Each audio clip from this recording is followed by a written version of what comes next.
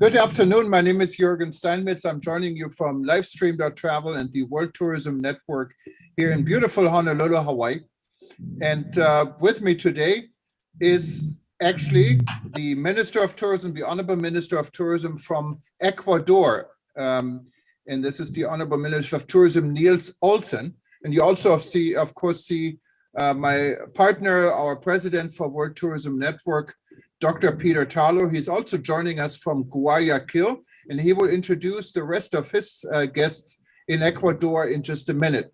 From my end, I wanted to say hello to everybody who is watching us now live or is here on our Zoom event. If you still wanted to join us on Zoom, you can go to worldtourismevents.com, worldtourismevents.com, and you see this listed right as the second event right now. I wanted to introduce some known participants we see here all the time. Mudi Astudi from Indonesia. It must be very early for you. Thanks for joining us. And also Hakim Ali from Bangladesh. He has been on many of our events before. Anyways, we're going to start in just a minute here. We're waiting actually for the Honorable Minister to connect, and we're going to give the microphone to Peter. Those that are joining us on Facebook, on eTurbo News, you can see us on any page. Just stay tuned. We're going to start our discussion. Or if you miss any of this part, you can always go back and click on archive on World Tourism Network or on eTurbo News and go to our YouTube channel, and you'll be able to watch this after the event. Without further delay, I'm going to give the microphone to Dr. Peter Tarlow, who's today not joining us from Texas, but from Guayaquil in beautiful Ecuador. Welcome, Peter. First of all, good evening to everyone. Actually, I'm with my colleague over here in Ecuador, Patricio Tamariz. The minister will be joining us second. We're not in Guayaquil. We're right now in Bahia, which is a beautiful resort town in Ecuador. As a matter of fact, you can hear the ocean behind us. We're live right on the ocean. So this is really exciting. Just one rule when the minister will be interviewing him. If you have any questions, please write the questions, and Thomas Steinmetz will then be able to read the questions as we get them. But we will not be taking oral questions, only written questions this time. This is a real pleasure for me to be here. It's an absolutely beautiful country. And if you've never visited Ecuador, please do. And if you've ever wanted to be both in the northern and southern hemisphere, this is the place to do it.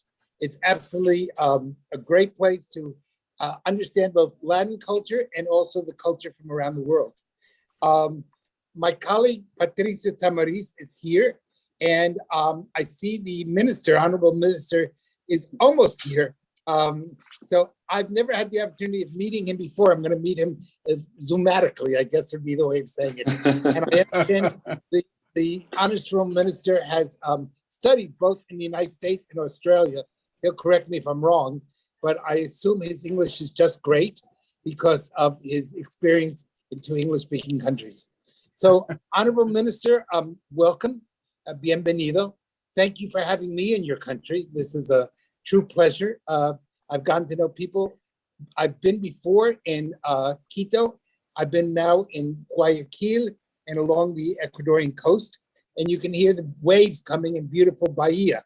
Tell us, one of the themes we'd like to talk about a little bit, of course, is Zoom. And Zoom, I'm sorry, it's COVID. COVID is Zoom, Peter. You didn't know. We've spoke about Zoom for so long. Let's not speak about Zoom. I think we've all been Zoomed to death. But we'd like to talk a little bit about COVID and how is Ecuador dealing with COVID, and how. And let's talk about some of the ways that Ecuador, like so much of the world, was put out of the game. How is Ecuador getting back in the game? So maybe first, Minister, you could tell us a little bit about who you are. I think you're probably one of the youngest tourism ministers in the world and probably one of the most handsome. So thank you, Peter. You've been very, very kind and generous. I think I'm old enough to be your grandfather. That makes me old enough to be your father, since you were in there. Yes. No, thank you so much, But guys, it's for really having me. Hola, Patricio. So good to see you here. Hopefully, I'll see you guys in Guayaquil. Right now, I'm in Quito. It's super cold, so I'm very jealous that you guys are in Bahia, in front of the ocean, which is absolutely beautiful. I'm gonna be in Manta on Friday, so hopefully, I might see you there. well. Hope Mm. I, I'll be back in the United States, but maybe you'll see Patricio there. All But right. I've had a wonderful week here in Ecuador, and you have a really beautiful country. And maybe we should start off just telling people a little bit about what Ecuador has to offer, because there's so much in Ecuador, and it's really a great country. So let's talk a little bit about Ecuador. Yeah, definitely. That's my favorite topic. All right. So, well, Ecuador, very small country if you compare it to other countries in the region. We have four regions, which are the lowlands, the highlands, the Amazon rainforest, and the Galapagos Islands. Um, I think like so many people ask me what makes Ecuador unique and different from other countries in the region. And I really think besides the diversity in our wildlife and our amazing cuisine, I think people from Ecuador are very hospitable and they really Yes. make visitors feel like at home. And Ecuador, we still have, because I think we are still like that off the beaten trail destination, we can provide what the international market is looking for, which are authentic and unique experiences in their travels. Ecuador, for many years, it has been, as I said before, off the trails. So what used to be a negative side, now it has become a positive side that we Yes. can provide those authentic and unique experiences in our country. So, of course, the pandemic hit us really hard as it happened worldwide. We lost about we lost over 120,000 jobs Ooh, in the tourism industry. We yes. lost over $500 million to be injected in our economy. We used to be the third contributor to Ecuador's GDP. Now we then for in the pandemic we lost a lot of positions. We became probably the 10th or 12th industry contributor to our GDP. Now we are in position number 5. So we still have a long way to go to reach the third place, or why not the first or the second? There's a lot of work to do. At the moment, we have executed different actions. We just came from the United States visiting 5 different cities in only 4 days. We went with 16 tour operators and hoteliers from Ecuador to meet with over 200 travel agents, which we educated about the destination as well. So there's a lot of things going on in the Minister of Tourism, but that's something that keeps me super excited about the future. If I could support as a foreigner what you said about hospitality, I will tell you, people here are absolutely wonderful. And the hardest thing about going home on Thursday morning is when I get home, my wife is going to make me take out the garbage. But here in Ecuador, I feel like I'm a king. So everyone treats me. I don't think I've opened the door for myself for the whole week I'm here. People are really kind and gentle and really lovely. So, Minister, I absolutely agree with you. That's one of the nicest things about Ecuador. There are lots of wonderful things, but that's really one of the nicest things. And Maybe Peter, you are in Manabi. I think Manabi has the best cuisine in Ecuador. yes. So you Okay. must be being really happy with the food over there. Hopefully, Yeah. Patricia will show you the best places. Yeah. We're going to have some peanut soup tonight. Oh, So nice. yes, which I think is also in Indonesia. People have a lot of peanuts. Certainly, both Guayaquil and Quito have wonderful things for people who are looking for big cities. And maybe you can just tell us a little bit, what are some of the key attractions of Guayaquil, some of the key attractions of Quito. They're very different cities. Yeah, of course. So very different cities, and I think that's the magic of Ecuador because wherever you go, you'll find a different culture. You'll find different cuisine. You'll find different architecture.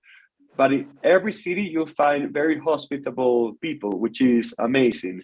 So regarding Guayaquil, you have beautiful attractions such as the Cerro Santa Ana or the Boardwalk, or as we call it, the Malecón 2000. But something that I think Guayaquil is thriving is with the local cuisine that we call them huecas. There's a new street called Calle Panama, which is full of amazing young chefs who are showcasing their cuisine in amazing ways. And it's more of a street food, whereas in Quito, you have, of course, the Catedral, so many beautiful places, but then the cuisine, it's a different type of cuisine. It's more kind of contemporary. You have a little bit of fine dining, but it's a complete different vibe that you find in Guayaquil. And then you have Cuenca, which is it's one of the most beautiful cities all over Latin America as well. Again, a complete different architecture. People are so friendly in Cuenca. Food is amazing. They have a thriving hospitality scene with new restaurants opening every month. You have new hotels opening as well. So I think they're doing an amazing job as well. So, Mr. Minister, what you're telling us, before we come to Ecuador, we should go on a diet and lose 5 or 6 pounds, so that when we come here, we can gain the 5 pounds back. Or you can go on a diet after your trip to Ecuador. Oh. Maybe both. or maybe you have to do both. Yeah, exactly. I mean, there are many trendy places. I've been only to Quito, so I'm not an expert on Ecuador, but I remember when I was in Quito, there's so many trendy places. You probably know, I stayed at the JW Marriott, and you just walk around and you have so many different restaurants and places to go. And it's the old town is just absolutely amazing. The center of the town in Quito, like no other capital I've ever seen, has so much history and so much culture. It's really an amazing place. And what is really for Americans is a great thing. You don't have to change your money because it's all US dollars, right? Exactly. And you have for the States, which is our priority market at the moment. So we have direct flights with New York, Atlanta, Houston, Miami, Fort Lauderdale. And now we are hearing from some of the meetings that we're having with different airlines, the possibility of connecting the West Coast of the United States with Ecuador, which that's going to be amazing news in the future. We're crossing fingers. We create the demand for this to happen in sometime in 2022. That's really wonderful. Good news. So let's go back a little bit to COVID. I know that COVID hurt Ecuador as it hurt much of the world. What is Ecuador doing? People have been telling me, but it's better to hear from you. How is Ecuador working to recover? What is Ecuador doing to make sure that people are safe? Can people come here and not worry about COVID? What's the situation when it comes to it? Unfortunately, it's the #1 topic around the world.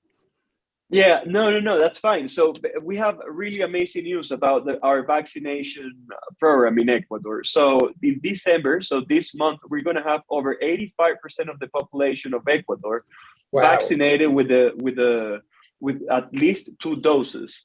So that's amazing news. Our numbers, vaccination numbers are doing amazing. We were one of the first countries in the region, in Central and South America, to have the whole tourism industry vaccinated. So people who work in the hospitality industry are already vaccinated. I think the government has done an amazing job controlling the pandemic. We have set a great example worldwide, and I think it's safe to say that Ecuador is again, a very safe destination to visit because of the vaccination numbers that we have, which are, just to give you an example, are better than the numbers in the United States at the moment. And when I say 85%, that's from kids 5 years and old and above or older. Wow. So Wow. so yeah. Yeah, well, I certainly have been walking around lots of cities here in Ecuador, and I've had no fear of that. And people are very careful. One of the things I'm really surprised, and I say this as a compliment, is people are very serious about. You see people really take the rules very, very seriously, and very few people break the rules. And that's really Yeah. a big compliment to Ecuador. Yeah, that is true, Peter. If you go to a shopping center, if you just walk down the street, people are wearing their masks. Whereas in other countries, people sometimes outside, when they are outside, they're not wearing their mask. Just to give you an example, so people are taking the biosafety protocols very, very seriously, but this doesn't create a negative experience, just a safe experience to visitors coming to Ecuador. And then we have done other actions such as we just about a month ago we handed in 5 articles in the Ley de Desarrollo Económico that we presented to the Congress, which gave very good incentives to the tourism industry. Which I'm just not gonna share this with you because I might bore you, but that's very good for the private sector in Ecuador. Then we're working with a nomad to launch a nomad visa in the next few weeks, and that's going to allow us to attract some of the 9 million remote workers that exist in the United States only.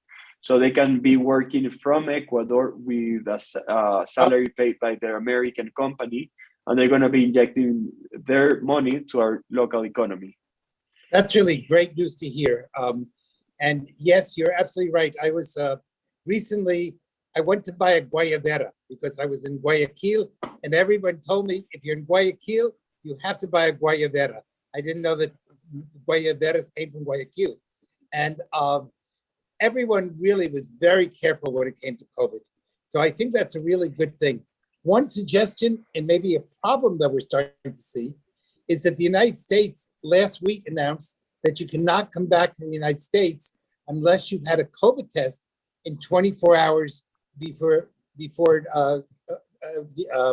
getting on the airplane. And that makes it a little bit difficult. My airplane leaves at 3 o'clock in the morning on Thursday. I have to make sure I have a COVID test at 12 o'clock to get the results back to be able to get on the plane that evening.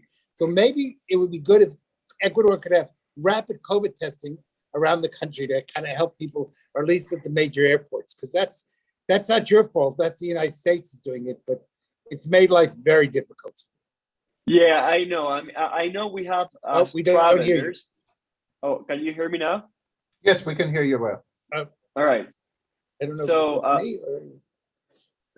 So yes, travelers, I think if we want to keep traveling, we definitely have to make some compromises at the moment.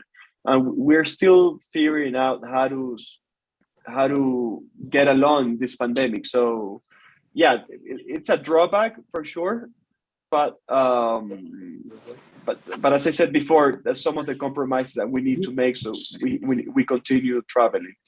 And of course, Minister, that is a global discussion we had here at World Tourism Network for quite some time in regards to uniforming international requirement for COVID. And I mean, from what I can see, very little has been done. World Tourism Organization has lost leadership on this, not coordinating with the World Health Organization and many others. How do you see the role for Ecuador to play in this international communication? When I look at your Minister Bartlett from Jamaica, for example, he has been going all over the world trying to make a difference and work on this. So did the Minister of Tourism from Saudi Arabia recently. What are Ecuador's plans to fit into this policy, international policy making on uniformed regulations? So we will definitely support what the international tourism trade proposes, but in Ecuador, the Minister of Health is the professional or the minister in charge of handling the pandemic. So we will definitely support what she says. Of course, we always provide her with our feedback, and we let her know what the guidelines, what's the impact in the tourism sector. But yeah, I mean, we're not health professionals, so we have to support and we have to work together with the Minister of Health, so we control the pandemic as it should be. And that's, of course, is the key thing you just said. Tourism are not health professionals, but the industry depends on the health situation right now. So working together is really the key, and I'm glad you said that. I have a different question. What came in here? We have somehow I don't know if you know volume, which is why. I think hang on, sorry. I had a different question here from someone joining us on Hawaii News Online. That's one of our publications here locally in Honolulu. And they wanted to know about surfing in Ecuador. Can you hear me? I don't know a thing about surfing in Ecuador. So I'm wondering if surfing, but I saw some pictures when I Googled it, yeah. No, yeah, we have amazing surfing spots. So first of all, hello, hi, and very glad you're connecting to this conversation from Hawaii. We have amazing surfing spots. One of them is Montañita, for example, which is a surfing town. It has an amazing vibe, amazing cuisine, and amazing waves, of course. So this is called Montañita, and it's about 3-hour drive from Guayaquil International Airport. And then you have, of course, the Galapagos Islands, which is, they have like dozens of surfing spots with amazing waves combined with the wildlife. So definitely, if you want to come surfing to Ecuador, definitely come visit us. Wow. Okay, that's good to hear. And I mean, Ecuador is a very different space. How long would you recommend someone should calculate to visit Ecuador for? And what would be a good combination? Because you have the city, you have Galapagos, and now you said you had surfing. So what would be like a standard plan for a traveler to explore Ecuador? Well, the correct time and the correct suggestion that I can give you is basically stay as much as you can. Right.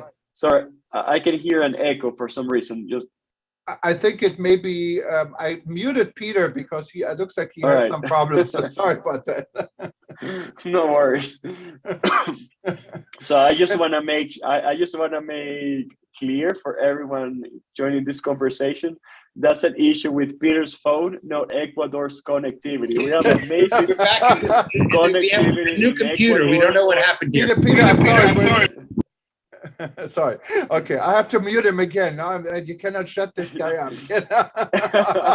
Because I'm trying to sell the Nomad visa to international travelers, and one of the competitive advantages that we have in Ecuador is the connectivity. So I just want to make sure everyone knows that the connectivity in Ecuador is very good. Anyway, going back to your question, Jürgen, can you? I'm so sorry, I forgot what you asked. Yeah, no. I said, what would be a standard package? How long would someone wanted to stay in Ecuador to explore it? So, as I responded before, as much time as you can. Ecuador, although it's a very small country, many people think of Ecuador as Latin America in a nutshell, because we have the Amazon rainforest, the Galapagos Islands, which are completely unique destination that you cannot find anywhere in the world.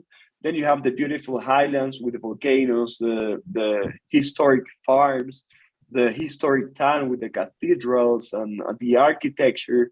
And then Guayaquil, which is a very upbeat city, the commercial city of Ecuador, and with the street food and the huecas.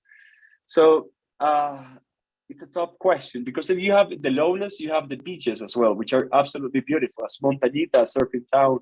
Then you have Bahia, where Patricio and Steve are at the moment, Canoa, so many beautiful places. it would be Ecuador deserves at least 10 days, at least. But of course, if you can stay for a long, I would always recommend visitors to stay for a longer period of time and really dive in the destination. No, I see that our friend Patricio Tamariz is here. He's another Ecuadorian, and maybe he'd like to ask a question to the minister. That would be really nice. Well, first of all, I've done it already. I've congratulated Niels. Niels is a person with so much energy. He's doing in the first couple of months since May. I think there's been the actions that he has done has been more than the last 4 years that a minister did. And the thing that I like the most is that he's working on the base of things, on the center, the column of what we need. And he's working on the new law of tourism. And that law of tourism is going to be really, really, I think, something that'll take us to another level. Niels, talk a little bit about that, and un abrazo, hermano. Gracias, Patricio. No, yeah, so we are working. The first thing that we did at the minister is to set a committee to work on the new tourism law for Ecuador. The one that we have at the moment, it has over 20 years. So it's not contemporary. It doesn't respond to Ecuador's reality and to the industry at the moment.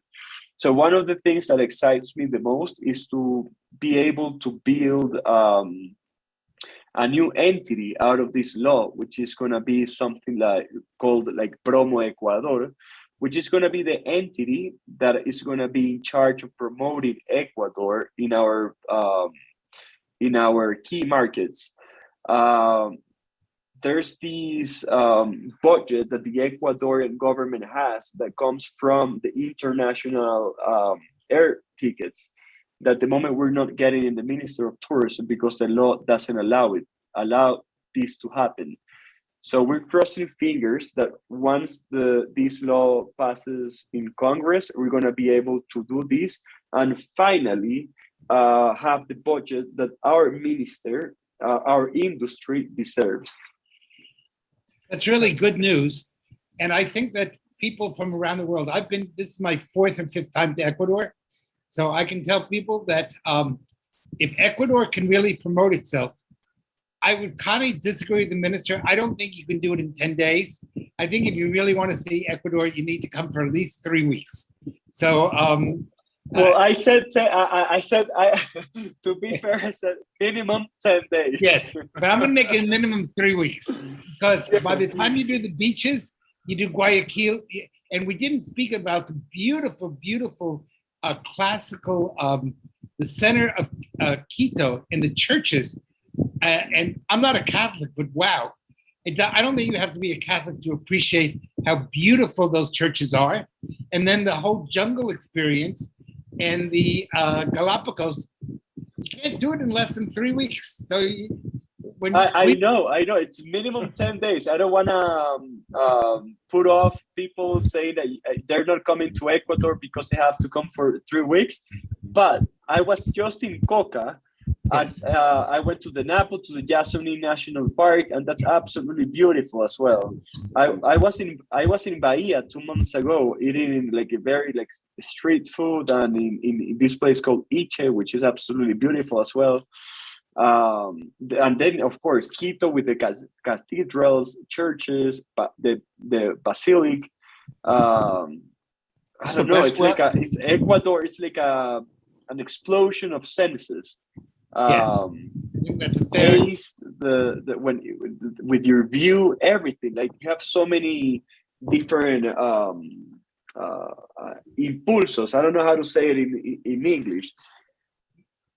The thing that's interesting what Niels is saying right now, our minister, is that and Peter, the colonial center of Quito is the best preserved and largest colonial center of Latin America. And that's important. And I mean, it's incredible to see all the ancient Indian art there mixed with the colonial Spanish, essence, it's really, really beautiful. And what's the best thing is that Ecuador is conserving it, and it's conserving the Galapagos too.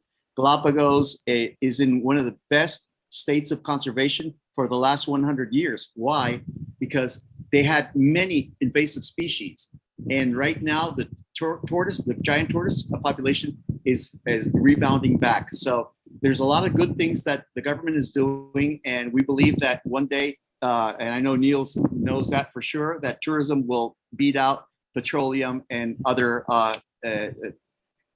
industry non-sustainable strategic sectors. It will be, I think, one of the first ones that will produce for Ecuador for their sustainability.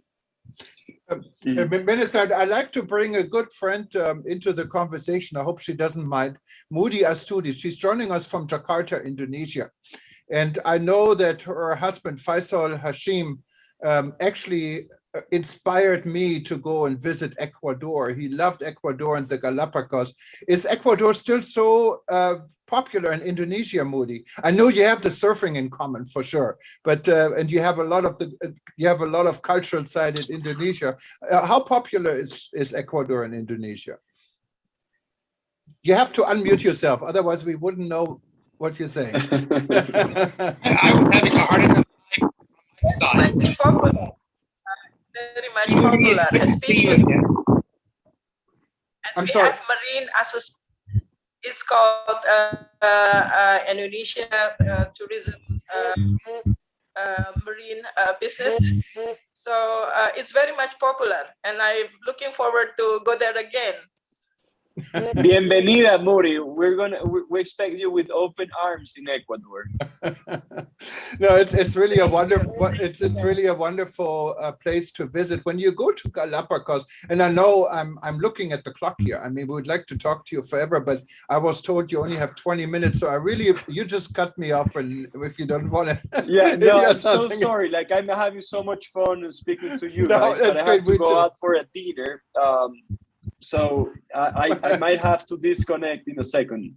No, not a problem. But if you do, and I have to tell you, it's been really wonderful to have you here on eTurbo News and our World Tourism Network, and we're going to make sure everyone knows and gets to know Ecuador and gets to know you.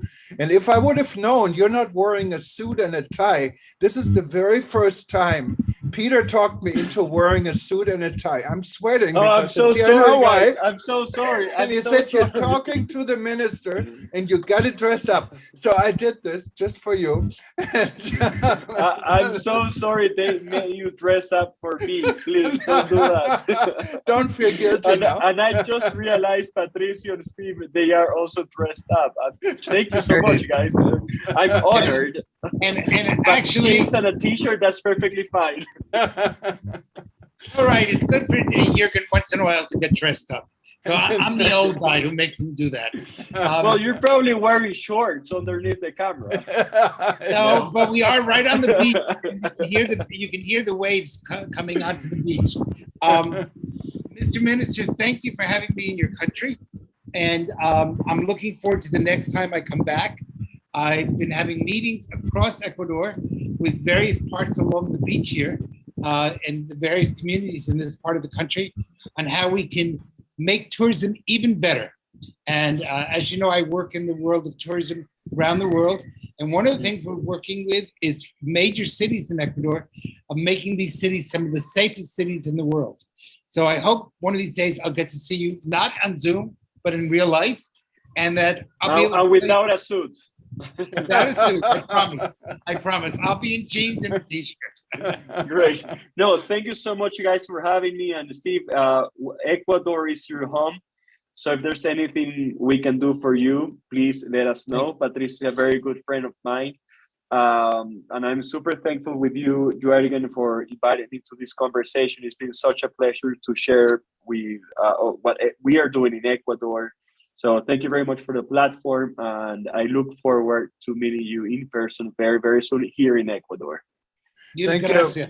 Thank you. Muchas gracias, Minister, and muchas Thank you. gracias for all the time you spent with us. And we can do this anytime you're ready. Just let us know. Have a Thank good you so evening. much. And You for too. every, Have a buenas noches. buenas Buenas noches. noches. Cambiaste. Ciao. And for everyone else who's watching us and want to watch this again, simply join us on our YouTube or go to eTurbo News anytime in the next 24 hours or even 48 hours till Friday. And we're going to repeat this session again and again so you can get a little bit more become a little bit more hungry to actually visit Ecuador. Also, for those that wanted to know more about Hawaii, our home here, we have a session on Friday live with experts about the future of the travel and tourism industry right here in the Aloha State. So if you want to join this one, just go to worldtourismevents.com. You can sign up and also be part of the live audience. For everyone else, and I hope you enjoyed the session. And if you're not a member yet of the World Tourism Network, please become a member. There's a lot more we can do and will do. We're also going to welcome you to our various WhatsApp groups to get involved. Just go to WTN.travel and click on join, WTN.travel. And you can be part of the World Tourism Network. But here from Hawaii, I can only say aloha, muchas gracias to Ecuador. And Peter, you have a good trip home when you go, Thank you. enjoy your dinner tonight. And Yes, I will be. I'll be thinking of it, and I hope that everyone eventually comes to get to join me here in Ecuador. It's just a beautiful country, and let's hope that the world moves on from some of the new problems with COVID, because we need a break. We all need a little bit of a rest. And Patricia, thank you very much for joining us also from Ecuador, and everyone else. Good night and aloha. Good night. Bye-bye.